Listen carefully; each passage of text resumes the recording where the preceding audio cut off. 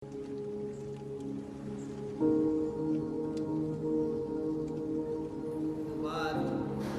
किसी और से मत कहना। दवनारद गगनेश पाही जीता काम अहमिति मन माही। मार चरित शंकर ही सुनाए अति प्रिय जानी महेश सिखाए। तब भगवान शंकर ने नारद जी को कहा कि जो बात आपने मुझसे कही है, हे देव ऋषि, ये चर्चा आप किसी और से मत करना। बार बार विनवो मुनि तोहि जिमि यह कथा सुनायम मोहि। तिमि जनि हरि सुनावो कहूँ चले हो प्रसंग दुरावे हो। उन्होंने कहा जो बात आपने मेरे से कही है वो आप भगवान श्री हरि से मत कहना। तो क्या बात बोल दी शिव जी ने? शिव जी को नारद जी ने एक बात कही और वो ये था, शिव जी के पास में भगवान नारद जी गए और देवऋषि नारद जी उनके पास में जाके बड़े विनम्रता से प्रणाम करके पास में बैठ गए और कहने लगे, भगवान आपकी कृपा से हमने कामदेव को जीत लिया और काम को क्षमा भी कर दिया। ये उलाहना है। कभी कभी लोग उलाहना देते हैं किसी चीज को।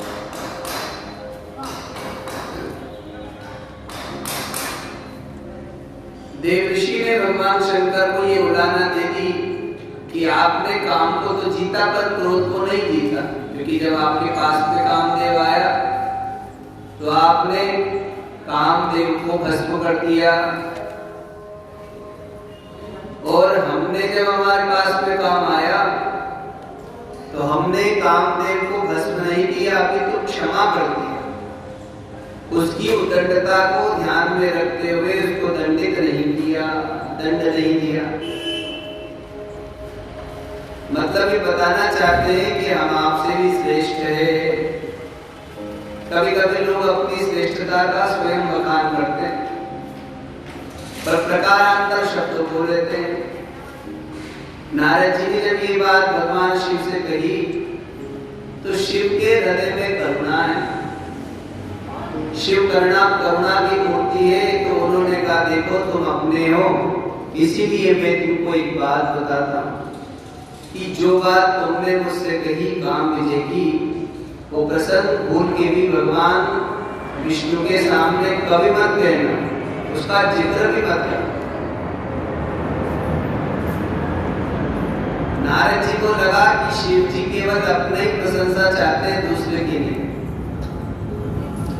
अरे अगर मेरा भी प्रचार प्रसार हो तो क्या बुरा है? केवल शिव ही थोड़ी काम कीजिए, हमने भी तो काम को जीता है। हम काम कीजिए, हम तो शंकर से भी ज्यादा श्रेष्ठ हैं, इसलिए हमारी ख्याति होना चाहिए। तो अपनी ख्याति हो, हमारी प्रशंसा हो, ये भाव उनके मन में आए। उनको लगा कि शिव जी नहीं चाहते कि मेरी प्रशंसा हो, मेरे प्रशंसक बढ़े, केवल मैं अपने ही बढ़ना चाहिए, इनके मन में। बार बार उन्होंने ये हाथ जोड़ करके कहा कि मैं आपसे विनती करता हूँ, ये काम विजय का प्रसंग कभी भी भगवान विष्णु के सामने आप मत लाना। शंभुति उपदेश सहित हरिच्छा बलवान। शिव जी ने कई प्रकार से नारद जी को समझाने की कोशिश करी पर उनको ये उपदेश अच्छा नहीं लगा। कई बार होता है कि हितोपदेश कोई हमको सुनावे तो हमको जो अच्छा नहीं लगता नहीं सुनना। कई बार लोग हितोपदेश को ग्रहण नहीं कर पाते। अच्छी बातें कोई बताए, हितकर बताए, क्योंकि हितकर विषय पे चल पाना बड़ा कठिन होता है। शुगर का पेशेंट हो और उसको शक्कर बहुत ज्यादा है, चीनी बढ़ रही है, डॉक्टर ने कहा नीम खाओ, तो नीम खाने में तो कठिन है, कड़वी है, और शक्कर खाने में मीठी है। अब शक्कर वाला शक्कर खाएगा तो ज्यादा बढ़ जाएगी, और नीम खाएगा तो कंट्रोल में रहेगी, पर नीम खाना पाना कठिन। सहित सहाय सभीत अति मानिहारि मन पे, शंभु दीन उपदेश हित नहीं नारद ही सुहान, भरद्वाज कौतुक सुनहु हरि इच्छा बलवान।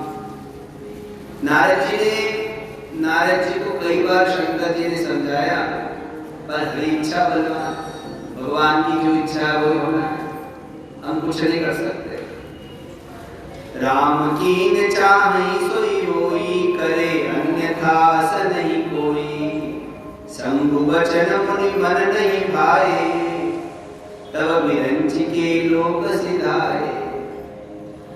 तो उन्होंने सोचा कि देखो शिवलोक में आए और शंकर जी के सामने अपनी बात रखी, पर शिव जी ने तो इस बात को माना ही नहीं।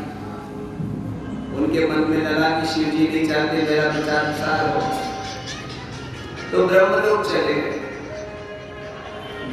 तब विरंच के लोक सिधाए, और जब ब्रह्मलोक में गए उन्होंने सोचा अपना प्रचार खुद ही करो, ब्रह्मलोक में चले।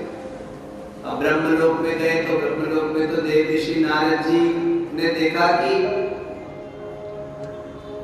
वेद पुराण मूर्तिमान होकर के ब्रह्मा जी के सामने हाथ जोड़ करके खड़े हैं। नारद जी भी गए, प्रणाम किया। ब्रह्मा जी ने बड़ा प्रेम किया, पूछा नारद बहुत दिनों बाद आए? तो उनका हाँ भगवान मैं तप कर रहा था। तो बहुत अच्छी बात। और तप करते करते एक दिन तप को भंग करने के लिए कामदेव सेना लेकर के आया और मुझको जीतने की कोशिश करी, पर आपकी कृपा से, प्रभु कृपा से हम काम विजयी हो गए। काम हमको जीत नहीं पाया और हमने काम को क्षमा कर दिया, इसलिए क्रोध विजयी भी हो गए। काम और क्रोध को हमने जीत लिया। एक बार करतल पर मीना, गावत हरि गुण गान प्रवीणा, क्षीर संधु गवने मुनि नाथा, जहाँ बस श्रीनिवास श्रुति माता। देव ऋषि नारद जी ने जब नारद भगवान ब्रह्मा को ये सब कहा तो ब्रह्मा जी जान गए कि इसके अंदर अभिमान आ गया, काम क्रोध को जीतने का अभिमान इसके अंदर अंकुरित हो गया। उन्होंने कहा बहुत अच्छी बात है बेटा, तुमने बहुत अच्छा काम किया, पर ये जो बात आपने हमसे कही ये किसी और से मत कहना। तो मन में सोचने लगे ये भी मेरी प्रसन्नता को देखकर ये जलते हैं, इसीलिए तो नहीं चाहते कि मेरा प्रचार हो, लोग मुझको जाने समझे। फिर एक दिन वीणा पे भगवान नारायण का स्मरण करते हुए वो क्षीर समुद्र में पहुंच गए। एक बार कर तलबर वीणा, गावत हरि गुण गान प्रवीणा। भगवान के दिव्य नामों का संकीर्तन करते हुए देव ऋषि क्षीर सागर में पहुंचे। क्षीर सिंधु गवने मुनिनाथा, जहाँ बस श्रीनिवास श्रुति माता। वेद वेदांत के जो मूर्तिमान भगवान लक्ष्मीपति निवास करते हैं, उस रमणीक स्थान में पहुंच गए और देखा कि भगवान सिंहासन पे विराजमान है। जाकर के प्रणाम किया और दूर से नारद जी को भगवान ने देखा तो भगवान जैसा सम्मान तो कौन कर सकता है? भगवती पुरुष ही किसी का सम्मान कर सकते हैं। अपमान तो राक्षसी वृत्ति और सम्मान देववृत्ति है। सम्मान वही कर सकते हैं जिसके अंदर देवी गुण। अपमान तो किसी का कभी भी कैसे कर दो, और सम्मान कर पाना बड़ा कठिन। भगवान इसमें बड़े चतुर है, बड़े कौशल। दूर से नारद जी को देखा तो भगवान लक्ष्मीपति खड़े हो गए सिंहासन से, वहीं से उनका स्वागत शुरू किया। हर्षि मिले उठी रमानिकेता, बैठे आसन ऋषि समेता। और पहले ऋषि को आसन दिया, अपने आसन पे बिठाया और स्वयं दूसरे आसन पे बैठे और बड़ी विनम्रता से ऋषि के साथ में सम्मानजनक कृत्य किया और भगवान के उस सम्मान को पाकर के देव ऋषि नारद जी बड़े प्रसन्न हो गए, आनंदित हो गए। फिर भगवान ने उनसे कुशल मंगल पूछा, उत्तरे बोले बिहसि चराचर राया, बहुते दिनन कीनी मुनि दाया। हे भगवान, बहुत दिनों बाद आप पधारे, कहाँ थे? आज क्या बात है? हमारा बड़ा सौभाग्य कि आप पधार गए। बहुत दिनों बाद दया करी आपने हमारे ऊपर। कामचरित नारद सब भासे, यद्यपि प्रथम बिरजि शिव राखे। यद्यपि भगवान शंकर ने मना किया था, ब्रह्मा जी ने भी मना किया था, फिर भी नारद जी ने बहुत दिनों से कहाँ थे और बहुत दिनों बाद आए। ये प्रसंग सुनते ही काम चरित्र पूरा बता दिया कि कामदेव आया और उसने हमारी समाधि भंग करने की कोशिश करी, पर हमने काम को क्षमा कर दिया। ये अभिमान अति प्रचंड रघुपति की माया, जेहि न मोहस को जग जाया। भगवान की माया बड़ी विलक्षण, संसार में कोई ऐसा पैदा ही नहीं हुआ जो उनकी माया से मोहित ना हुआ हो। रूख बदन करी बचन मृदु बोले श्री भगवान, तुम्हारे सुमिरन ते मिटहि मोह मार मदमान। रूखा मुंह करके, अच्छा नहीं लगा मुझको। क्यों अच्छा नहीं लगा? वो नहीं चाहते थे कि उनके भक्तों के अंदर अभिमान। घर में आप हो और आपका बच्चा गाली दे तो आपको अच्छा लगेगा ना कि ये हमारी बेइज्जती कराएगा, हमारे सम्मान को घटाएगा। भगवान के भक्तों में अगर अभिमान आ जाए तो भगवान को अच्छा नहीं लगता। रूखा हो गया, काम को जीता ये अच्छी बात है, पर ये जो जीतने का अभिमान है ये ठीक नहीं है। क्रोध को जीता ये अच्छी बात है, पर क्रोध जीतने का जो अभिमान है वो अच्छी बात है। त्याग किया ये बहुत ही अच्छी बात है, पर हमने त्याग किया ये जो अभिमान है ये अच्छी बात है। आपने दान किया ये बहुत अच्छी बात है, पर हमने दान किया इसका जो अभिमान है वो ठीक नहीं है, अच्छी बात है। इनका अभिमान नहीं होना चाहिए। भगवान ने जब नारद जी के मुंह से ये प्रशंसा सुनी कि हमने कामदेव को जीत लिया, तो उनको लगा इसके अंदर अभिमान। उन्होंने नारद जी के अंदर जो गुण थे उसको विकसित करते हुए कहा, नारद इसमें कौन सी बड़ी बात है? तुमने काम को जीता है कोई बड़ी बात नहीं, बल्कि तुम्हारे स्मरण करने से लोग काम को जीत गए। आपका स्मरण करने से क्रोध को जीत गए। आपका स्मरण करने से तो लोग अभिमान को भी जीत लेते हैं। तुम्हारे सुमिरन ते मिटहि मोह मार मदमान। आपका स्मरण करने से तो अभिमान, काम, क्रोध, लोभ, मोह, मद, मात्सर्य आदि सब नष्ट हो जाते। काम, क्रोध, लोभ, मोह, मद, मात्सर्य आदि खट्टम चयत बीजं भ्राजयति प्रणौमि तदहं ते साधु कामेश्वरी। साधुओं का चरित्र, ये तो साधु पुरुषों का चरित्र है। और वास्तविकता ये है, भगवान के जो भक्त होते हैं उनका संग करने से, उनका स्मरण करने से, उनके चरित्र को जीवन में समझने से हमारे अंदर के विकार नष्ट हो जाते हैं। भगवान के चरित्र का स्मरण करने वाले के जो भक्त लोग होते हैं उनके चरित्र का स्मरण करना, उनका स्मरण करना, उससे हमारे अंदर भगवतीय गुण आते हैं, विकार नष्ट होते हैं और दैविक प्रवृत्ति का आधान हमारे अंदर होता है। भगवान बोले नारद जी तुमने काम क्रोध को जीता, एक तो छोटी सी बात थी, वह आप में इतनी क्षमता है कि कोई आपका स्मरण कर ले तो उसके भी सारे काम क्रोध दूर हो जाते हैं। सुनि मुनि मोह होई मन ताके, ज्ञान वैराग्य हृदय नहीं जाके। ब्रह्मचर्य व्रत रतमति धीरा, तुम ही करई करई मनोभव पीरा। भगवान कहने लगे हे नारद, ये काम क्रोध लोभ मोह उनको होते हैं जिनके अंदर ज्ञान नहीं है या जिनके वैराग्य नहीं। जब वैराग्य हो जाएगा, अपना यथार्थ ज्ञान हो जाएगा, तो फिर ये काम क्रोध कभी होंगे ही नहीं। और आप तो ब्रह्मचर्य व्रत धारण करने वाले हैं, धीर बुद्धि है, तो ये आपके पास में कहां से आ सकता? ये तो उन्हीं के पास में आते जिनके अंदर ये भगवती गुण नहीं होते।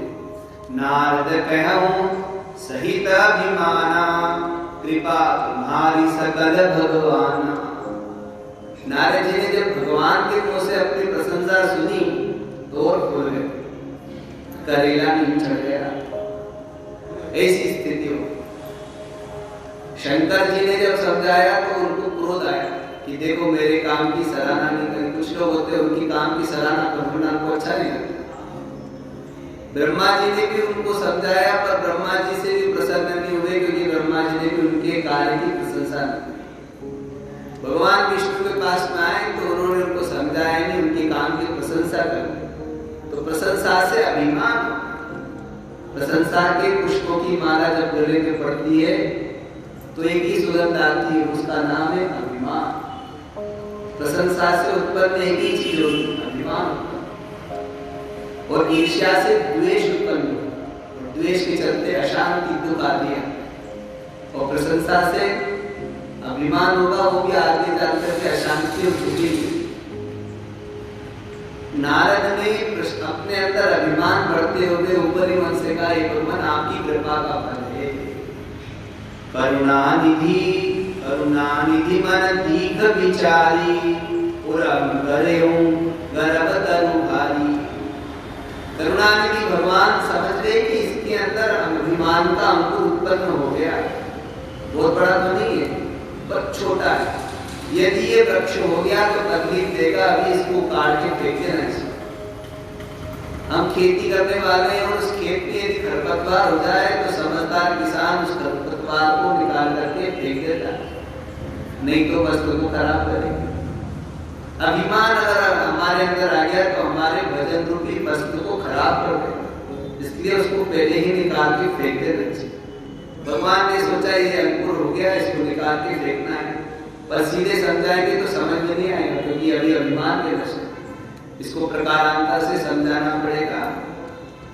वेगिसो में डालेऊं खाली, बन हमार सेवक हितकारी। मैं इसको जल्दी ही इसके अभिमान को दूर कर दूंगा, क्योंकि मेरा एक प्रण है कि जो मेरी शरण में आ गया उसके हित में ही मुझे रहना है। भगवान का ये प्रण है कि एक बार कोई उनकी शरण में चला जाए तो भगवान उसके कल्याण में लग जाते, उसके हित में लग जाते। एक बार हम उनको मान ले, अपना बना ले, उनकी शरण में चला जाए तो उनकी शरण में जब हम चले जाएंगे तो फिर वो हमारे सारी व्यवस्था परमेश्वर स्वयं करे। अभी भी व्यवस्था तो वही कर रहे हैं, पर अभी हमको बोध नहीं है। बोध हो जाएगा तब भी हमारे हित में ही वो कल्याण काम करेंगे। भगवान ने सोचा इसका कल्याण करना मेरा धर्म है, तो अब क्या किया जाए। तब मुनि करहित मम कौतुक होई, अवश्य उपाय कर्म में सोई। जिससे इनका कल्याण वो कार्य में करूंगा। तब नारद हरि पद सिर नाई, चले हृदय अहमिति अधिकारी। अपने हृदय में अभिमान को भरते हुए भगवान के पावन चरण कमलों में प्रणाम करके देव ऋषि नारद जी चल दिए। श्रीपति निज माया तब प्रेरी, सनहु कठिन करनी तेहि केरी। भगवान ने अपनी माया को आज्ञा दी, जाओ देव ऋषि के आगे, इनका कल्याण करना है। तो माया ने कहा महाराज साधुओं से दूर रखते वहां जाकर खुद ही पूछा, साधुओं के पास में जाऊंगी तो उनका कल्याण थोड़ी होगा, बेचारे और मोह में पड़ जाएंगे, बिगड़ते पे गिर जाएंगे। भगवान ने कहा नहीं, मेरी माया मेरे द्वारा प्रेरित होकर के जा रही हो ना, इसलिए उनका कल्याण, दुख जरूर होगा पर बाद में कल्याण नहीं होगा। इंजेक्शन लगाते समय कष्ट तो होता है, पर जब दवाई अंदर जाती है तो काम करती है, तो जिस कार्य के लिए इंजेक्शन लगाया वो ठीक हो जाता है। बिरचेऊ मगमहु नगर तेहि जत सत जो जन विस्तार, श्रीनिवास पुरते अधिक रचना विविध प्रकार। और माया जब गई तो नारद जी के आगे पहुंचने से पहले ही उसने एक भवन बना दिया, बड़ा सुंदर नगर का निर्माण करा, उस नगर में सुंदर भवन बना, और इतना सुंदर नगर कि वैकुंठ भी उसके आगे फीका दिखने लग गया। और 100 योजन माने 400 कोस का इतना बड़ा नगर, और उसमें बड़ा सुंदर महल बनाया उसने। बसहि नगर सुंदर नर नारी, जन बहु मन से जरती तनु धारी। ऐसा लगता था कामदेव पुरुष के रूप में और रति स्त्री के रूप में उस नगर के घर घर में रहे। इतने सुंदर नर नारी आभूषण साधन संपन्न नगर था। तेहि पुर बसहि शील निधि राजा, अगणित है गए सेन समाजा। उस नगर का जो राजा था उसका नाम था शील निधि, और उसके यहाँ साधन सामग्री इतनी थी कि जिसकी गिनती नहीं हो सके। असंख्य असंख्य घोड़े, असंख्य हाथी, असंख्य इतनी चीजें थी उसके पास। सत सुरेश सम विभव विलासा, रूप तेज पद नीति निवासा। उसका जो वैभव था और उसका जो विलास 100 इंद्रों के समान, 100 इंद्र भी उसके सामने फीके पड़ जाते थे। विश्व मोहिनी दासु कुमारी, श्री विमोहज स्वरूप तिहारी। और उस राजा शीलनिधि नाम के राजा की एक पुत्री थी, उसका नाम था विश्व मोहिनी। और वो विश्व मोहिनी जो थी इतनी सुंदर थी, ऐसा लगता था साक्षात लक्ष्मी ही हो। सोई हरि माया सब गुण खानी, शोभा दासु की जाई बखानी। करई स्वयंवर सो नृप बाला, आए तह अगणित महिपाला। और उस राजा ने अपनी कन्या के लिए एक स्वयंवर रचा, और उस राज्य में अलग अलग प्रांतों के राजा आए, राजकुमार आए, राजकुमारी के स्वयंवर में। और बड़ा सुंदर मेला लगा हुआ था स्वयंवर का। और नारद जी उसी रास्ते पे जा रहे थे। मुनि कौत की नगर ते ही गया हूँ, पूर्वासिन सब पूछत भयहूँ। और नारद जी आकाश मार्ग से जा रहे थे, उन्होंने देखा एक बीच में नगर। उन्होंने सोचा ये नगर तो पहले हम तो कई बार इस रास्ते से वैकुंठ गए, पर ये तो कभी देखने में नहीं आया, ये नगर कहाँ से आ गया। सोचा इतने दिनों से तब करने गए थे, ऐसा बीच में बन गया, लोगों ने बना दिया। तो वहां नीचे उतरे, और वहां के जो लोग थे उन लोगों से पूछना शुरू किया कि भैया ये नगर किसका है, और ये सुंदर ये जो आयोजन हो रहा है किस कार्य से हो रहा है, किस कारण ये कार्य हो रहा है। सुनी सब चरित उपगृह आए, कर पूजा नृप मुनि बैठाए। तो लोगों ने कहा महाराज जी शीलनिधि नाम के राजा का राज्य है, और उनकी विश्वमोहिनी नाम की कन्या का स्वयंवर हो रहा है। दूर दूर से राजा महाराजा आए हुए हैं। जब उन्होंने स्वयंवर का नाम सुना और तो कहा चलो मुझे शीलनिधि नाम के राजा से मिला। तो राजा तक खबर पहुंचाई, देव ऋषि नारद जी आए। तो राजा स्वयं उनकी अगवानी करने के लिए आए, पाद्य अर्घ दिया। उसके बाद में अपने राजभवन में लाए, सिंहासन पे बैठाया, मुनि की बात अभ्यर्चना करी, और पाद प्रक्षालन के बाद में राजा स्वयं उनके चरणों में बैठ गए। आन दिखाई नारद ही भूपति राजकुमारी, कहु नाथ गुण दोष सब एक हृदय विचारी। और फिर अपनी कन्या विश्वमोहिनी को देवर्षि नारद जी के सामने उपस्थित किया। कन्या से कहा, बेटा प्रणाम कर। उसने प्रणाम किया। उनका, भगवान आप इसके हस्तरेखा देखिए और बताइए इसका भाग्य क्या है।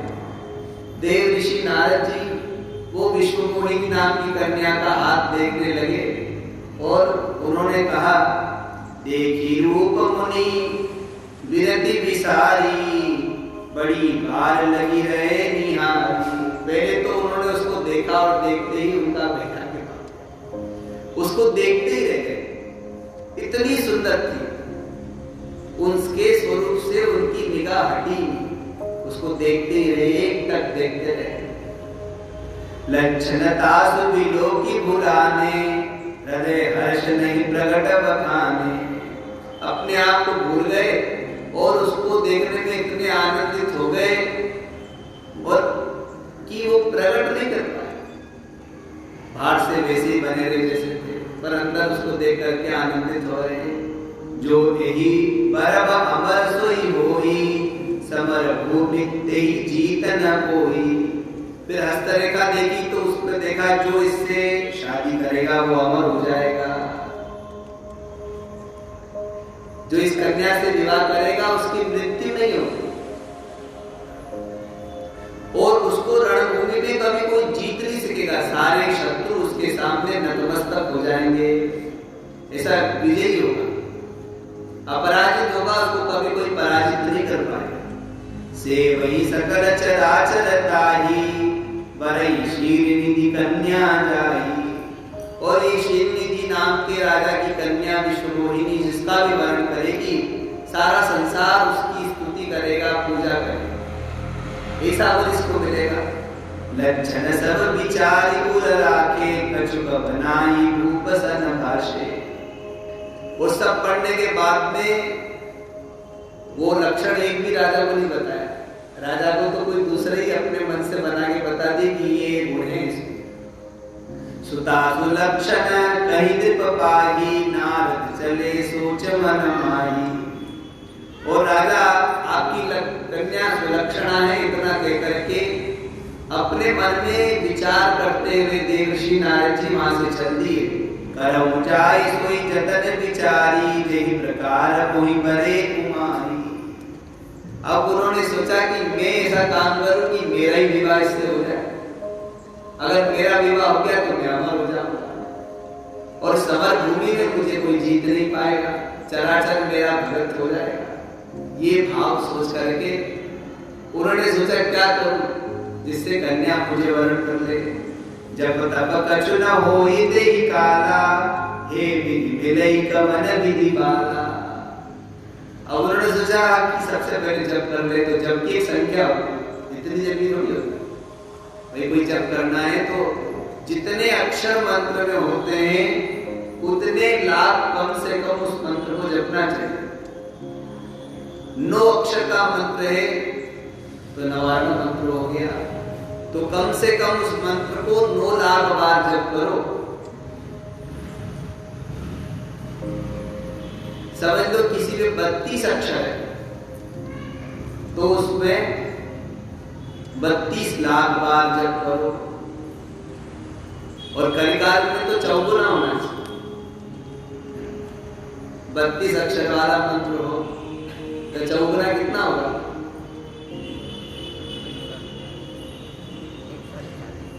128। इतने लाख तब जाकर के उस मंत्र की सिद्धि प्राप्त होगी, वो मंत्र सिद्ध होगा। कम से कम जितने अक्षर है, जैसे 12 मंत्र है, 12 अक्षर है तो 12 लाख मंत्र जब होना चाहिए कम से कम। और कलिकाल के हिसाब से तो चौगुना होना चाहिए। वाचक इतने होना चाहिए कि 48 लाख मंत्र जब हो जाए तब जाकर के वो मंत्र धीरे धीरे आता है। और फिर और जपो, फिर उसकी कई विधाएं जब जो जापक लोग होते हैं उसमें फिर जब पुरुषण करते हैं तो उसके तर्पण भी है, उसके न्यास भी है, उसके विनियोग भी है, उसकी विधियां हैं, उसका हवन भी है, उसके जो देवता होते हैं तत्त अक्षरों के नाना प्रकार के देवता होते हैं, उन देवताओं की पूजाएं हैं। अलग अलग अक्षरों के अलग अलग देवता होते हैं। गायत्री मंत्र में कितने अक्षर हैं? 24 अक्षर। इसलिए गायत्री जप करने वाले विज्ञ पुरुष 24 लाख गायत्री मंत्र जप करते हैं।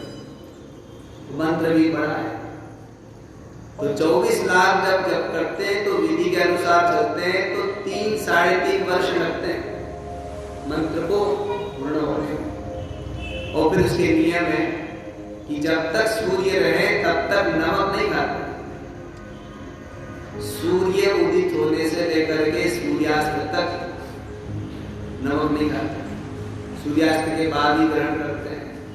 फिर त्रिकाल स्नान करते हैं और तीनों कालों में भगवान सूर्य की आराधना करते हैं, त्रिकाल संध्या करते हैं और त्रिकाल गायत्री जप अनुष्ठान करते हैं।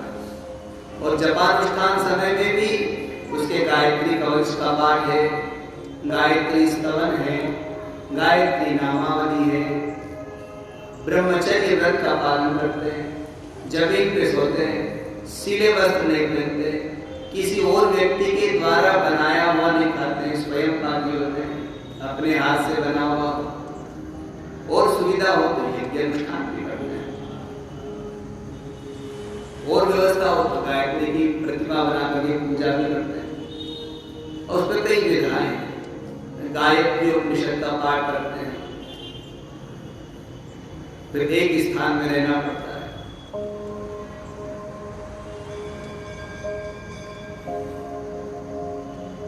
और दिन भर में थोड़ा सा नमक खाते हैं, बिना नमक के शरीर चलेगा कैसे? शायद ऐसा है कि पुराने तो खाते भी नहीं थे, अब होगा। तो ऐसे जपानुष्ठान की अलग अलग विधाएं होती हैं। उन्होंने सोचा कोई भी जप करेंगे तो उसका समय लगेगा, जब तक तो कन्या का विवाह हो जाएगा और तब करने जाएंगे तो पहले इंद्रियों को संयमित करना पड़ेगा। एकाग्र होते ही थोड़ी आपने आप बरकरार भगवान दिख जाएंगे।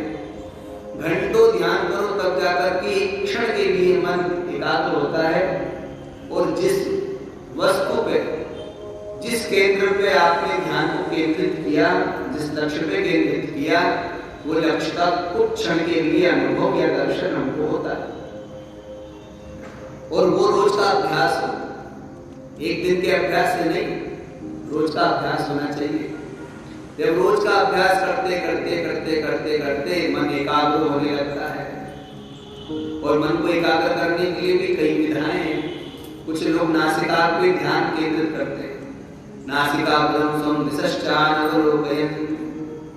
कुछ लोग भ्रू मध्य में ध्यान केंद्रित करते हैं, ऊर्ध्व ज्योतिषी सिद्ध दर्शनम आदि अनेक विधाएं होती है। योग के माध्यम से मन को एकाग्र किया जाता है और धीरे अभ्यास में साथ साथ उन ग्रंथों का, उन संग की आवश्यकता होती है जिससे हमारे मन में विरक्ति जगे, वैराग्य जगे। संसार में लेकर के मन एकाग्र नहीं होगा, मन थोड़ी देर ध्यान में बैठे फिर संसार में क्या। इसलिए भगवान ने कहा दो चीजें चाहिए, वैराग्य और अभ्यास। वैराग्य तो कौन्तेय, वैराग्य होना चाहिए। वैराग्य अभ्यास वैराग्याभ्याम तन्निरोधः, योग की परिभाषा। वैराग्य हो और अभ्यास हो। तो इसी जगह वो एकांत में लोग क्यों जाते हैं?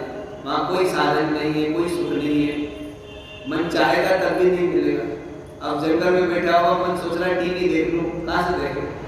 जब भी दिखेंगे शेर चीते दिखेंगे, उनके डर के मारे बाहर ही नहीं निकलेगा, वहीं बैठा रहेगा। तो एकाग्र करने के लिए भी अभ्यास चाहिए और अभ्यास के साथ साथ में वातावरण भी वैसा चाहिए, तब जाकर के इंद्रियां संयमित होती है और फिर तप नाम की पूंजी में हम रखते हैं, फिर धीरे धीरे तप परिपक्व होता है। तो जब और तप ये करें तो उनमें तो समय लगेगा। जब तप कछु हो ये ते ही काला, जब तप कछु न हो ये ते ही काला, हे विधि मिलई कवन विधि बाला। हे भगवान, हे विधाता, ये सब करेंगे तो समय लग जाएगा और जब तक तो ये कन्या को कोई दूसरा ही ले जाएगा। तो ऐसा हो कि ये बाला मुझे जल्दी मिल जाए, ऐसा विचार कर रहे थे। यही अवसर चायम परम शोभा रूप विशाल, जो मिले गिरी रीझे कुंवरी तब मिले जब जयमान। और सोचने लगे कि सबसे सुंदर बनना पड़ेगा, क्योंकि मेरे से भी सुंदर राजा लोग आए होंगे। तो सुंदर और उसके बाद में संपन्न, सुंदर ही थोड़ी देखेंगे, संपन्न भी तो होना चाहिए। आदमी अपनी कन्या भी देता तो देखता ना, घर बार भी ठीक होना चाहिए ना। भिक्षुकों को कौन देगा? तो होने का इतना बड़ा राजा अपनी कन्या देवे तो उसके लिए रूप भी चाहिए और संपत्ति भी चाहिए। तो संपन्न भी हो और रूप भी हो, तो दोनों कैसे मिलेंगे विचार। अगर ये सब होंगे तब जयमाल हमारे गले में पड़ेगी। तब सोचा कि एक ये मेरे तो कोई नहीं, निराश है शरणे, मेरे तो रिश्तेदार के नाम पे भगवान ही है। त्वमेव माता च पिता त्वमेव बन्धुश्च सखा त्वमेव विद्या द्रविणम त्वमेव सर्वम मम देव देव। जो कुछ है भगवान ही, अन्यथा शरणम नास्ति, उनके अलावा कौन है। तो सोचा भगवान के पास भी चले, तो वैकुंठ से आई रहते फिर वैकुंठ की तरफ चले। कोई हरि से विमुख होके भी जाए तो वापस आएगा हरि के पास भी। चले हरि सन मांगो सुंदरताई, होई जात गरहूं अति भाई। मोरे हित हरि सम नहीं को, तेहि अवसर सहाय सोई हो। भगवान के अलावा मेरा कोई नहीं है, जो कुछ है भगवान ही है। तो उन्हीं के पास में चलते, उन्हीं के सामने ये विडंबना रखेंगे, महाराज कुछ करो। और आपके समान सुंदर कोई नहीं हो सकता, सबसे सुंदर है असुंदर सुंदर शेखर। तो उनसे ही उनकी सुंदरता मांग लेंगे और साक्षात लक्ष्मी उनके पास में तो मिल ही जाएगी, संपत्ति भी मिल जाएगी, दोनों चीजें उनके पास में। चलो वैकुंठ आ बहुविध विनय कीनते ही काला, प्रगटे हो प्रभु बहुत की कृपाला। और बहुत स्तुति करी तो भगवान कृपानिधि वही प्रकट हो। अच्छा, वो सोचा कि वैकुंठ चले तो वैकुंठ जाने आने में भी समय लग जाएगा, तो सोचा यही भगवान प्रकट हो जाए तो अच्छा। प्रभु व्यापक सर्वत्र समाना और प्रेम मत प्रकट होते में जाना, तो वही स्तुति करने लगे। बार बार स्तुति करी तो उनके विनयता से भगवान बीच गए, वही प्रकट हो गए। भगवान को बड़े कौतुकी है, तो लीला करना चाहिए थे, प्रकट हो गए। प्रभु मिलो की मुनि नयन जुड़ाने, होई काज ये हर्षाने। भगवान को देख करके उनके नेत्र शीतल हो गए। पहले चिंता थी, अब निश्चिंत हो गए, भगवान आ गए, मेरे सारे काम हो जाएंगे। अति आरती करी तथा सुनाई, करम कृपा करी हो ही सुहाई। हे भगवान, अब आप कृपा कीजिए जिससे मेरा कल्याण हो जाए, मेरा भी घर बस जाए। मैं आपका ही भगत हूँ, मेरा घर बस जाए, कृपा करो। आप मन रूप देहु प्रभु मोही, आन आति नहीं पावहु कोही। हे भगवान, भगवान ने कहा नारद क्या चाहते हैं? उनका महाराज एक आपका स्वरूप चाहता हूँ, आपका रूप जो सुंदर रूप है, सुंदर स्वरूप मुझे प्राप्त हो जाए। आप अपना रूप मुझे दे दीजिए जिससे मैं कन्या का वरण कर सकूं।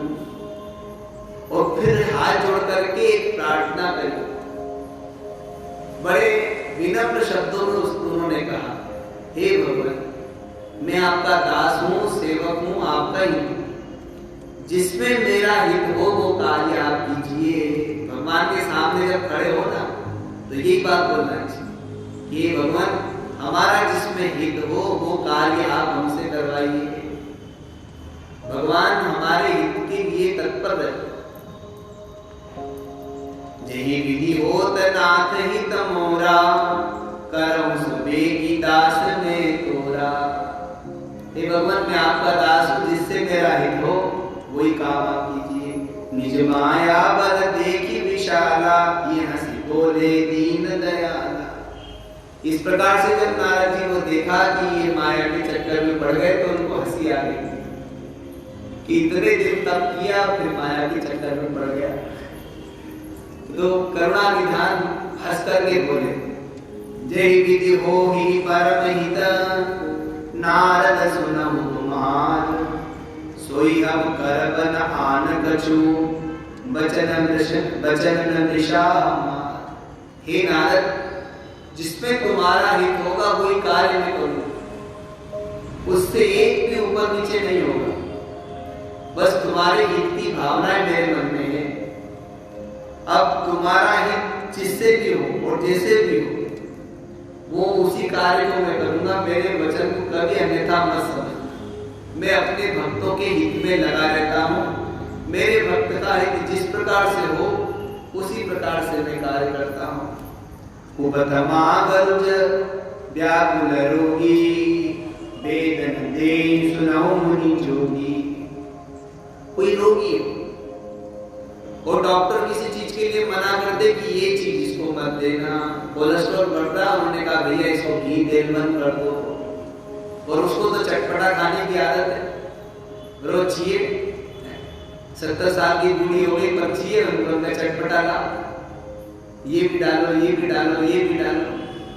अगर आप वो खावे तो उसको कोलेस्ट्रॉल बढ़ जाएगा और बढ़ेगा तो तकलीफ होगी।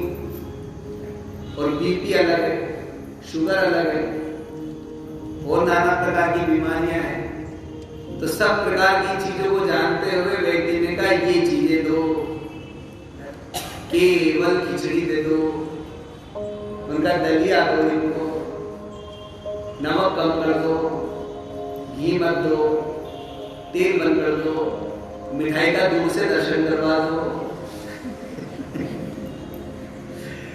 तो वो ठीक हो जाएगा। अब उसको तो बुढ़ापे में बादाम का हलवा बनाना, तो अगर घर के लोग खिलावे तो वो तो बचेगा नहीं ना, तो कुपथ्य है उसके लिए, ठीक नहीं है।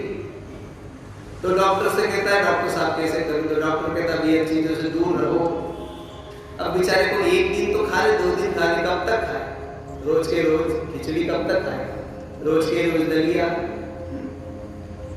बस कुछ नहीं, पालक डाल दिया, लो उबाल कर रख दिया, खाओ, दिन भर खाते रहो। अब वो के अंदर जाए उसको कोई स्वाद नहीं, नमक है न मिर्ची है न तेल है न घी है, कुछ नहीं। अब उबला हुआ सामान, अब 1 दिन 2 दिन तो ठीक, रोज के रोज कौन खाए? पर डॉक्टर ने कहा ये खिला, इसी से ठीक होगा। उसकी तो इच्छा है खाने की, पर वो व्यक्ति जानता है यदि ये चीजें सब खाएगा तो इसका रोग कभी नष्ट नहीं होगा।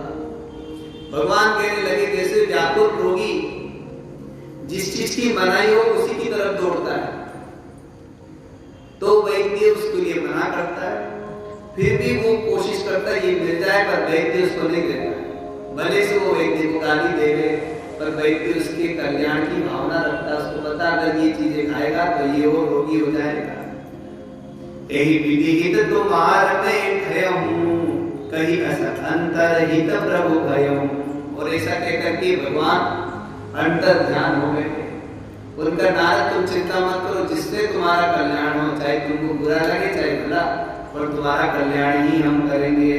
तो कैसे कल्याण किया ये कल विचार करेंगे। आज इतना ही। श्री राम जय राम जय जय राम।